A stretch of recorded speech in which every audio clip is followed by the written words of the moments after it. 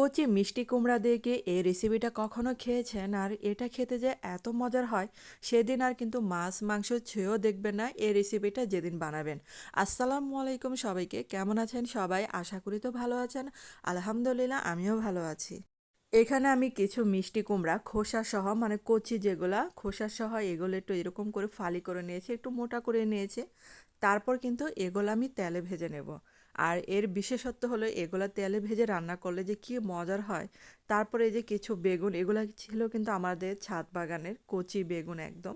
এগুলো কিন্তু দিয়ে দিলাম একসাথে ভেজে নেওয়ার জন্য। আর এগুলা চুলার আঁচটা মিডিয়াম আঁচে রেখে মানে ভেজে নিতে হবে। আর এই রান্নাটা যেদিন খাওয়াবেন সেদিন আর অন্য কিছু মুখেও দেবে না। আমি যেদিন এই রান্নাটা বাসায় করি সেদিন যদি মাছও রান্না করে সেদিন আর মুখেও দেয় না। কারণ হচ্ছে এটা দিয়ে তৃপ্তি সহকারে অনেকগুলো ভাত খাওয়া যায়। তারপর ঢাকনা দিয়ে ঢেকে ঢেকে এগুলো কিন্তু আমি ভেজে নিয়েছি এবং সিদ্ধও হয়ে গেছে অনেকটু। আর এই যে এগুলা কিন্তু ভাজা শেষ, তো চুলা থেকে এগুলো নামিয়ে ফেলছে। আর আমার চ্যানেলে যারা নতুন জয়েন হয়েছেন কিন্তু চ্যানেলটাকে এখনও সাবস্ক্রাইব করেননি, তাদের কাছে প্লিজ অনুরোধ রইল চ্যানেলটাকে সাবস্ক্রাইব করে আমার পাশে থাকবেন। তারপর এগুলা তুলে প্যানের মধ্যে আরেকটু তেল দিয়েছি। আর এই যে পেঁয়াজ কুচি দিলাম হাফ কাপের মতো, দিয়ে হালকা ভেজে নিচ্ছি এগুলা। আর এখন একটু রসুন বাটা দিলাম, মানে হাফ চা চামচ হবে। রসুন বাটা দিয়ে একসাথে ভেজে নিচ্ছি। তারপর এখানে হলুদের গুঁড়া, মরিচের গুঁড়া, ধনে গুঁড়া এবং জিরা গুঁড়া পরিমাণ মতো এগুলা দিয়ে দিলাম।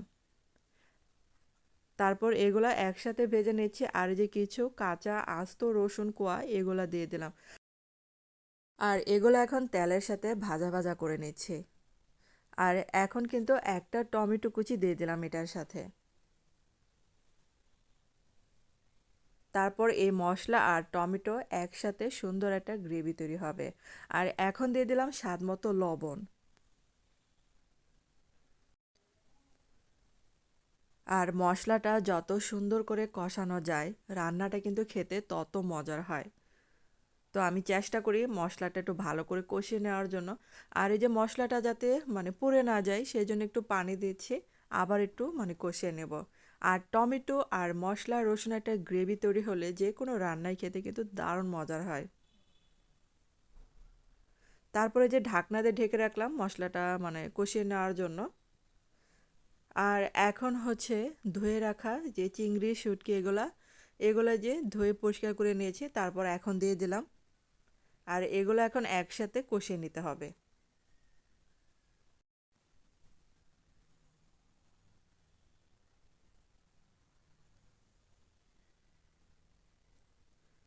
আর এই যে আবারও ঢাকনা দিয়ে ঢেকে কষিয়ে নিচ্ছি।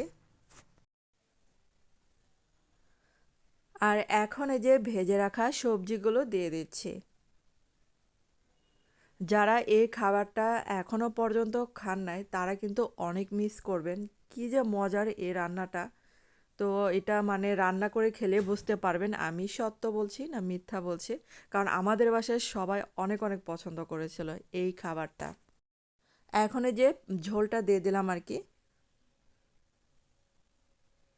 পরিমাণ মতো ঝোলটা দিতে হবে।